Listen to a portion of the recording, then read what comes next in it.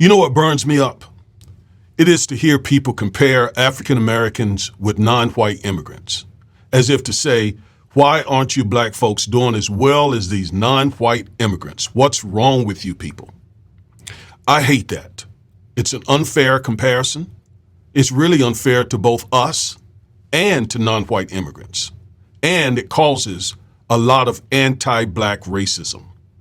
Because I'm going to show you why non-white immigrants really should be pro-black instead of pro-white. Stay with me.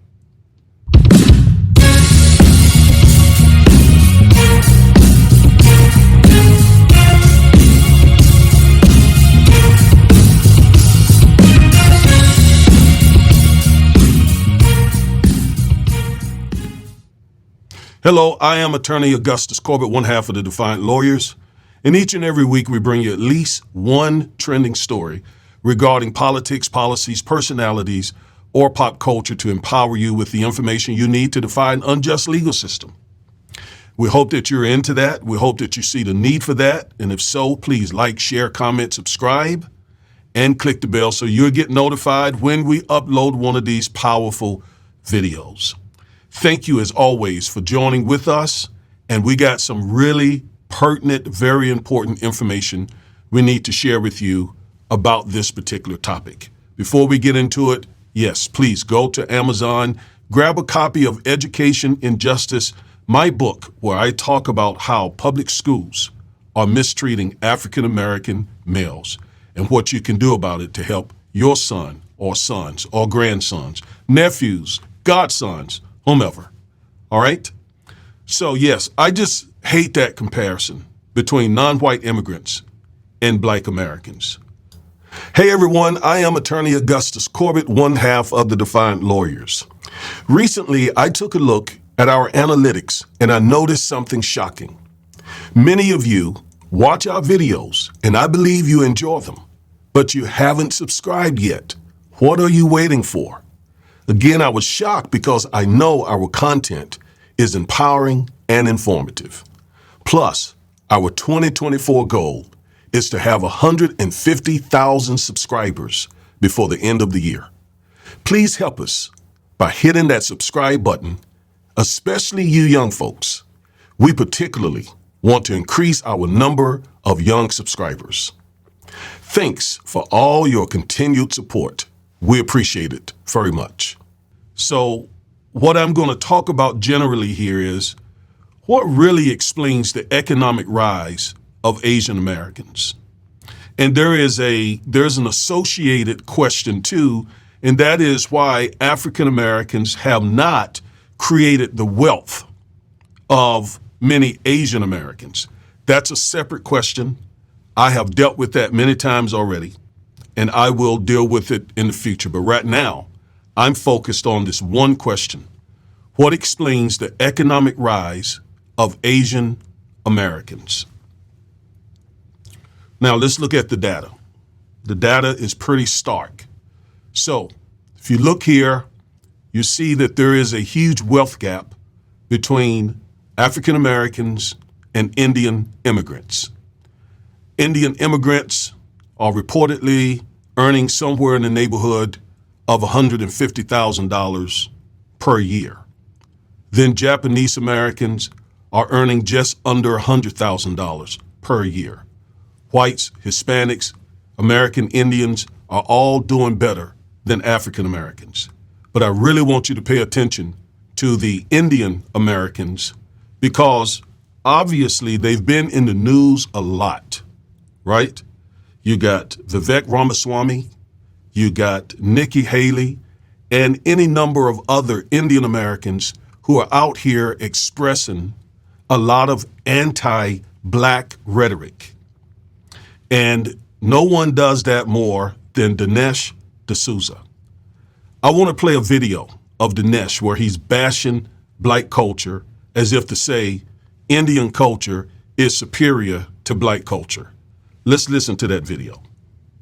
I have written the end of racism. We'll get into in much detail what you have to say here. But I mean, you start from really almost turning a lot of the liberal analysis of racism on its ear by claiming that racist society as we've known it historically, and a lot of the defenses the black communities put up against a racist society are out of date, outmoded, that they're no longer needed. Give me a little bit more insight into that background. Look, there are three possible reasons why groups can differ. The first is genes or genetic differences. The second is culture. And the third is discrimination and its institutional legacy. Right. I reject both the liberal view, which holds that black failure is largely or mainly due to discrimination, and I reject the view that it's genetic. So I focus on cultural differences. And I point out, for example, that in virtually every measure of academic achievement or economic performance, we find not just whites, but immigrants, Cubans, West Indians, Koreans, leapfrogging ahead of American blacks and claiming the fruits of the American dream. I think that this is because blacks have developed a culture that represents an adaptation to historical circumstances, but one that is today in some respects a liability or dysfunctional. So clearly, Dinesh blames black culture for the economic issues in the African American community, right? He says it's either one of three things: discrimination, genetics, or culture. So he rules out genetics. I guess you get a little star for that. But he rules out discrimination. We take that star away. And then he blames black culture. Dinesh, you've been in America long enough to know that discrimination is real. And he's from India. He knows how India has been impacted by British colonialism, by white supremacy. And so why he cancels out discrimination, I don't know. But the inference of what he's saying is the reason African Americans are not prospering after being in this country for 400 years is because of our culture, the way we behave, the way we think, the way we act.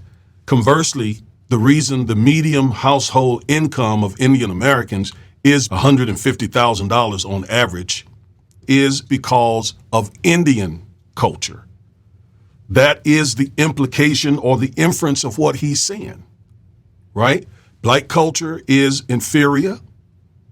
Indian culture, white culture, etc. are superior. I mean, there's no other way to take that. All right, let's go back to the data, because I'm going to show you that he's wrong. I'm going to show you that. All right, now let's go look at some more data, because it's undeniable that there is a huge wealth gap between Indian Americans, you could say Asian Americans generally, and most African Americans.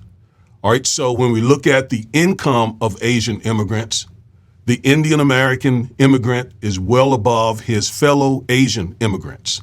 $119,000 for Indian Americans, $90,000 for Filipino Americans, $83,000 for Japanese Americans, $82,000 for Chinese Americans, and $44,000 for Burmese Americans. All right?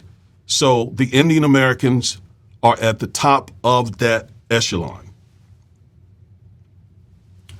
So if we look at those who have less than a ninth grade education, 2% of them are U.S. born, 16% of them are immigrants, all immigrants, and 12% are recently arrived immigrants who got here between 2020 and 2022. And if we look at the demographic who has at least a ninth grade education up through a 12th grade education, 5% are U.S. born, 9% are all immigrants, and 7% are those who recently arrived, those immigrants. We'll jump all the way over because there's something very telling here. If we look at those who have a BS degree or greater, 36% of them are American born. 35% of them are all immigrants, and 48% of them are recently arrived immigrants. Many of them are Indian immigrants. Many of them. So 48% of them, when they get here, before they get here, they already have at least a BS degree. Many of them have master's degrees. And those degrees are typically in high income areas. So as soon as they get off the plane, off the boat, they already have a built-in advantage to African American people, and many white Americans for that matter, and certainly many Native Americans and Hispanic Americans. Do you remember when Trump talked about the Mexican immigrants? He said that Mexico is sending their worst, the murderers, the rapists, et cetera, et cetera. Well, he didn't single out the Indian Americans. He didn't single out the Chinese or Japanese Americans for a couple of reasons. And one of the reasons is because quite often when those people arrive here, they arrive here with a lot of education. All right, so stay with me because there's a reason for that. There is a reason for that. Let's go back to the other screen. Now, I want you to notice that around 1970, the number of immigrants to America skyrocketed. I mean, literally skyrocketed. And the number of immigrant share in the U.S. population, it also increased because the number of immigrants skyrocketed from 1970 till now. So there was an influence of Indian Americans, Asian Americans, Chinese Americans, Japanese Americans, Filipino Americans, Vietnamese Americans around the 70s up. So apparently something happened that caused that great increase. We'll look at that in just a moment. Now, let's look at what some Indians believe is the reason why Indian Americans make so much money on average and have created so much wealth on average. So this man, Harsh Goenka, I think that's how you pronounce his name. It's either Gonka or Goenka. Harsh Goenka. I believe that's what it is. He tweeted this. He says, why Indians are earning the highest in USA? And he gave 4 reasons. He says, first, Indians value good education and are the most educated ethnic group. Well, we saw that when they come into the country, they have at least a BS degree, quite often even a master's degree. We work very hard along with being frugal in our habits.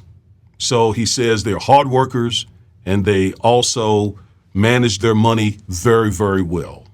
Third thing he says, we are smart. We are smart. We're intelligent people.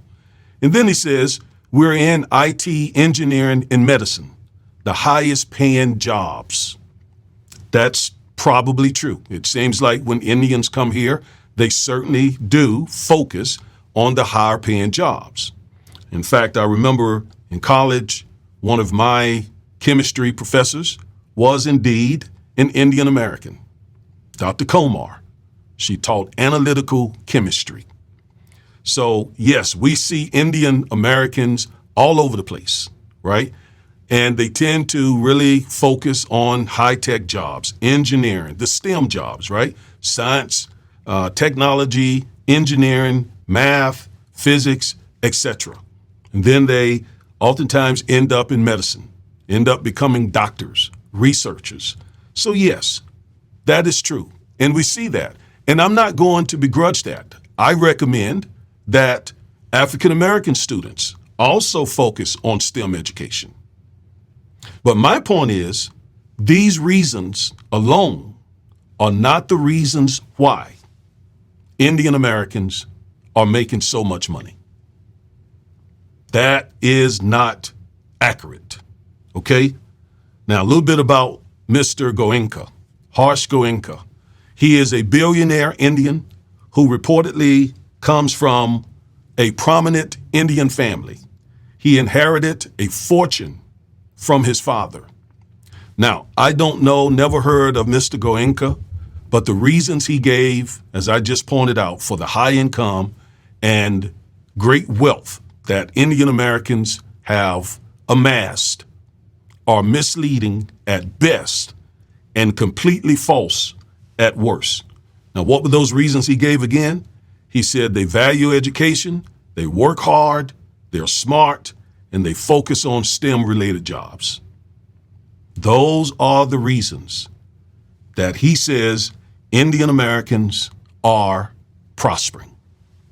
And then there are other factors, depending on who you listen to, that, for example, Indian Americans network and support one another. They have an entrepreneurial spirit. They have a global perspective, and they're law-abiding. All right, so those are some of the other reasons why people surmise that Indian Americans are prosperous people. Now, these claims alone are false. Here's why. These values that we just discussed, they don't necessarily work in India because India is a really poor country. So why don't these values create the kind of wealth that we see Indian Americans creating over here in America? Why don't those values create that same wealth in the country of India? Why don't those values work in Africa, North Korea? Why haven't those values worked for Native Americans? Why haven't they worked in other poor countries? Because we too, African Americans, Africans, Native Americans, are smart, hardworking. We too have and share those values, value education. We too. No one wanted education more than our African American enslaved ancestors. No one. And when you see, I write about it in my book, when you see African American youth who are turned off to education, thus are not doing well, that is because of issues within the public school system that's bringing about this sort of anti-intellectualism that we see with some African American youth. Not all, not even most, but with some. So we too share these values, and they don't always produce prosperity for us. Why not? Well, let's go back to my screen. So why are non-white immigrants at the top of the economic ladder if it's not for the reasons that they gave, those only reasons? So why are non-white immigrants at the top of the economic ladder? And again, it's certainly not because of the things that they said, because those things don't work in India, where there are a whole lot of poor people. Don't work in Africa, where there are a whole lot of poor people who are yet hardworking, who value education, etc. Well, here's why. Non-white immigrants have greatly benefited from the historic gains of the civil rights movement led by African Americans such as Reverend Dr. Martin Luther King Jr., Reverend Jesse Jackson Sr., Representative John Lewis, Fannie Lou Hamer, and many, many others. The civil rights movement led to laws that enabled non-white immigrants to enter America. Those laws protect them once they arrive in America, and those laws open doors once closed to non-white people like these non-white immigrants. So the civil rights movement is omitted when you hear Dinesh Ramaswamy, Nikki Haley, and other immigrants, certainly Mr. Goenka just a moment ago. They don't talk about the civil rights movement. They don't talk about how the civil rights movement enabled them to create this wealth. But I'm going to show you today. You stay with me. Just hang out with me right here. Now, various racist laws, such as the Chinese Exclusion Act of 1882, excluded non-white immigrants from entering America. Other racist immigration laws, such as the Immigration Act of 1924, imposed harsh quotas on non-white immigrants. The Immigration and Nationality Act of 1952 consolidated immigration policies, those racist immigration policies, and left in place racist quotas for non-white immigrants. Now, let me explain. This country is extremely racist. and it has always been racist.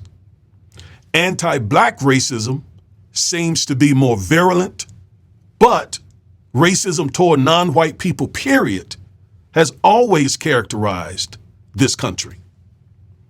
And so back in the 19th century, this nation passed a lot of racist, anti-non-white immigration laws, such that the only people who were able to immigrate here were Europeans, especially from the northern parts of Europe. And so Chinese people, Japanese people, Filipino people, Indian Americans, Asians generally, they faced quotas. So only a very few of them were able to enter this country. A very few. A very, very few. All right? When did that change? That is the question. Now let's go back to my screen. These racist immigration laws ran afoul of the historic gains of the civil rights movement led by Black Americans such as Reverend Dr. Martin Luther King Jr., Reverend Jesse Jackson Sr., John Lewis, Fannie Lou Hamer, and others. The passage of the Civil Rights Act, which outlawed discrimination based on race, color, religion, sex, or national origin, set a legislative precedent for further anti-discrimination laws. It demonstrated that significant progressive change was possible and necessary. So, once African American people were able to get Lyndon Johnson to sign the Civil Rights Act of 1964 into law, then these other racist policies and laws started falling like dominoes. Because how are you going to continue to discriminate, for example, against non-white immigrants trying to enter the country when you now have enacted the 1964 Civil Rights Act? So what happened?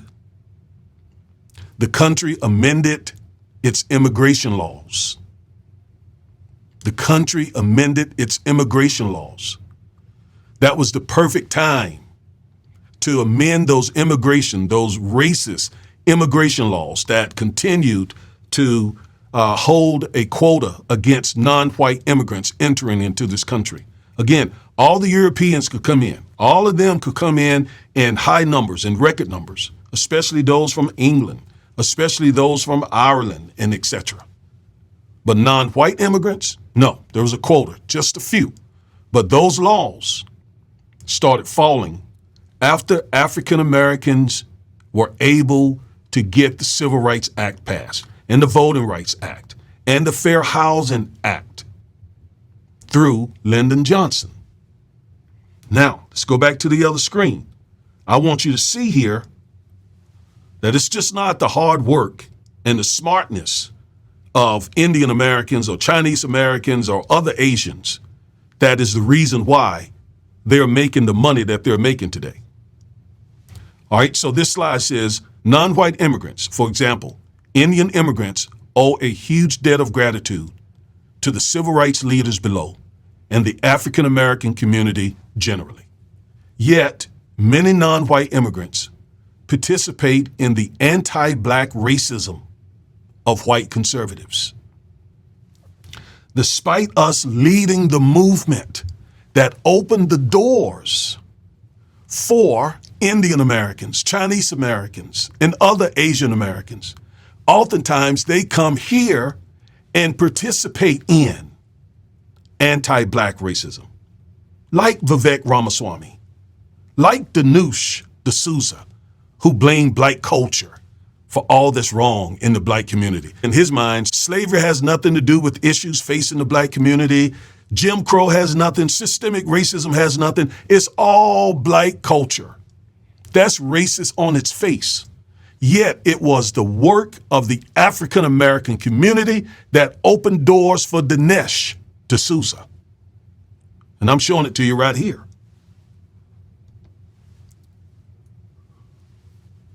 How civil rights legislation helped non-white immigrants generally. Well, the Civil Rights Act of 1964 protects them just as it does us from racial discrimination. The Voting Rights Act of 1965, though it's been gutted in many ways, it enables them to vote for the candidates of their choice. That was not something they could do before 1965. The Fair Housing Act, that is the reason why so many of them are able to live primarily in these exclusive, predominantly white communities. They couldn't do that before the African American community brought those racist housing policies and laws down.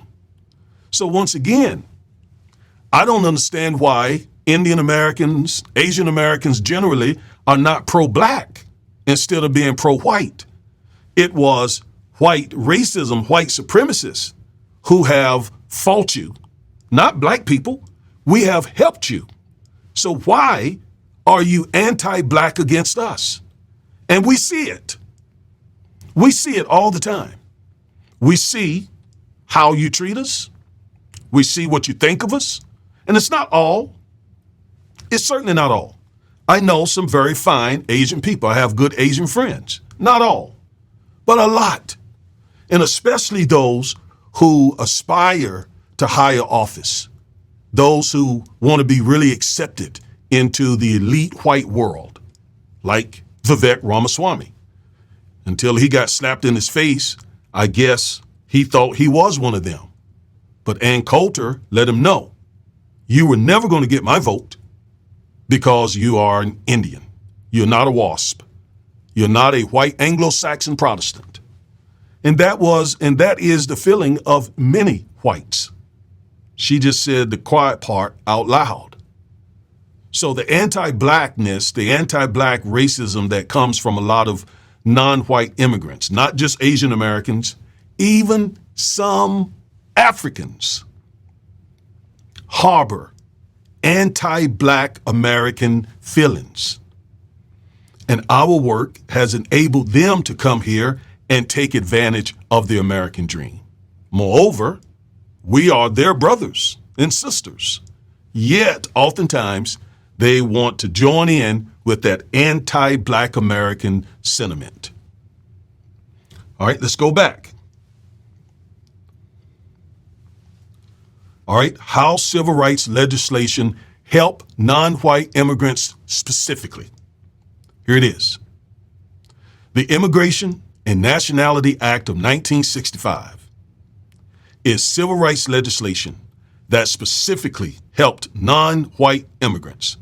President Lyndon Johnson signed it into law as a direct result of the civil rights movement. So the Immigration and Nationality Act of 1965 amended the Immigration and Nationality Act of 1952, which had those hard quotas against non-white immigrants. And why did Lyndon Johnson sign it into law? Why did Congress sign it into law? Because of the civil rights movement, because that was what was in the air, because of the work of Dr. King, because of the work of Jesse Jackson, because of the work of Fannie Lou Hamer, because of the work of Joe Lowry, because of the work of John Lewis, because of the work of African American people who were able to dismantle Jim Crow. That's what we non-white people were dealing with the whole time, Jim Crow.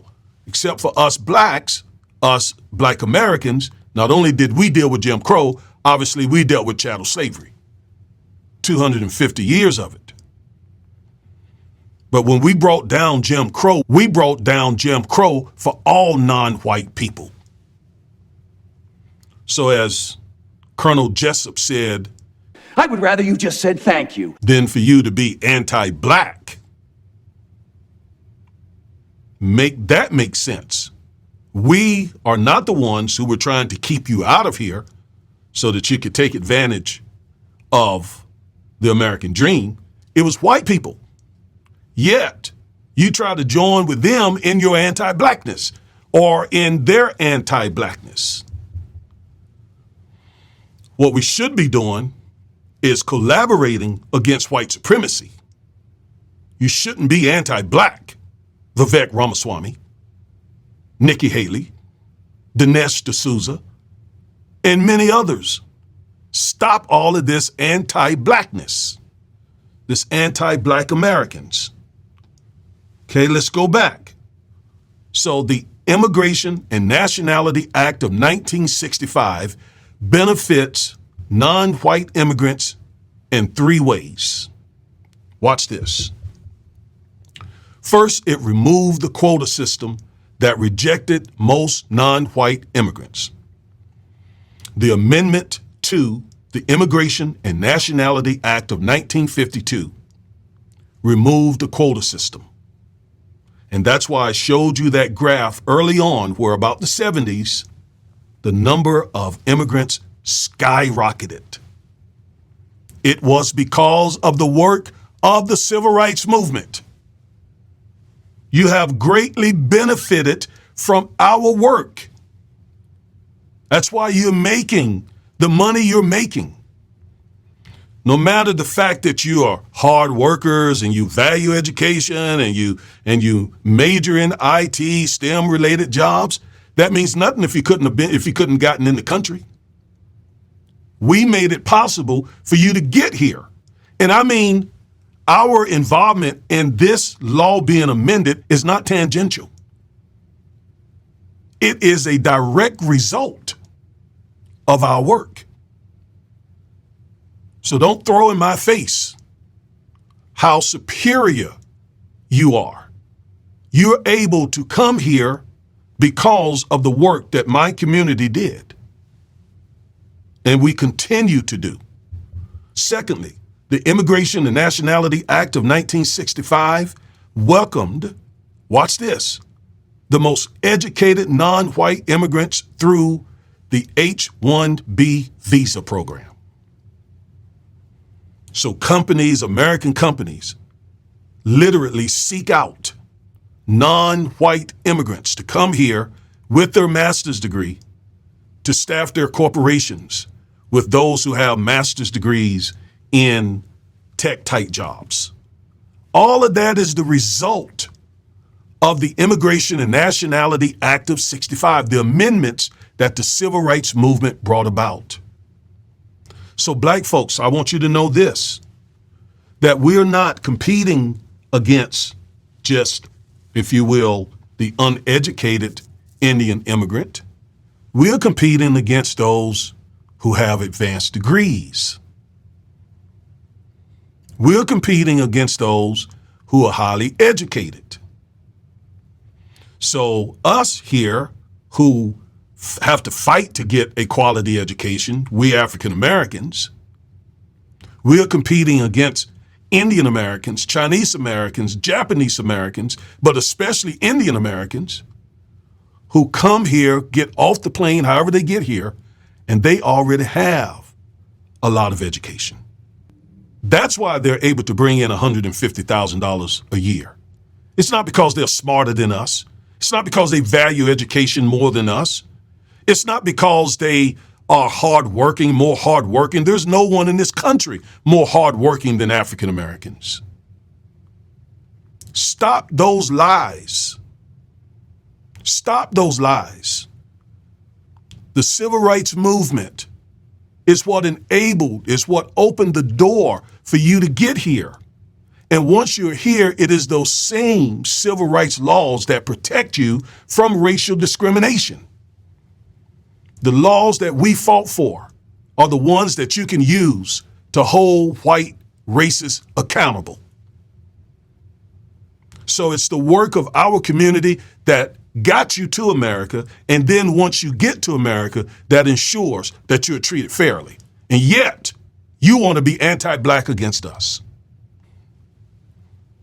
Well, I think I speak on behalf of many, many, many African Americans. We're tired of that. Again, I would rather you just said thank you. yes, you're taking advantage of work that we did. Third of all, the amendment to the Immigration and Nationality Act of 65 allows non-white immigrant family members to to reunite here in America.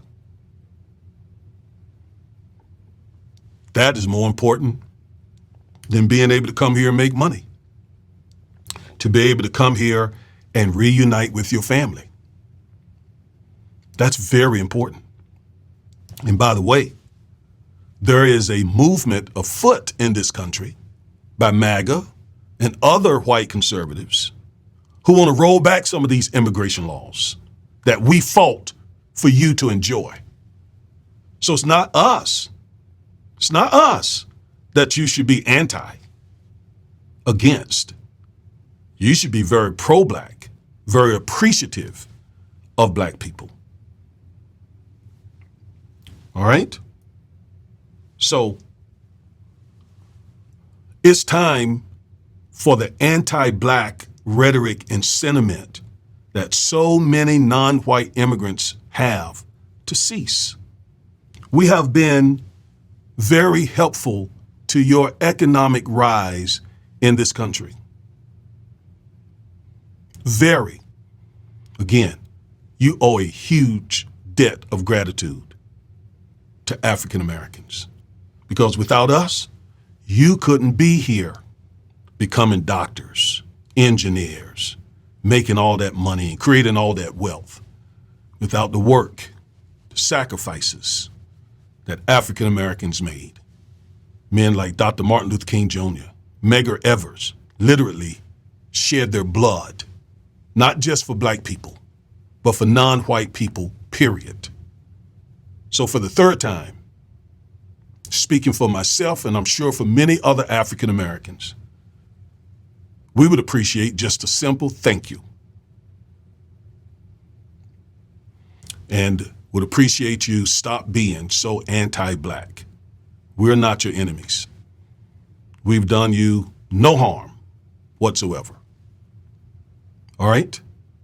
That's what I wanted to share with you. I've been wanting to do this video a long time.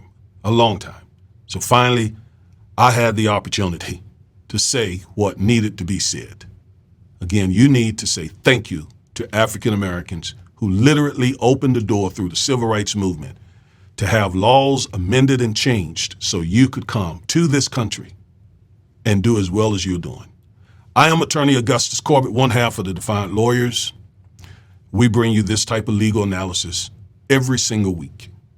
I appreciate you supporting our channel, appreciate you subscribing, commenting, liking, and all the rest that you've done to help grow our channel.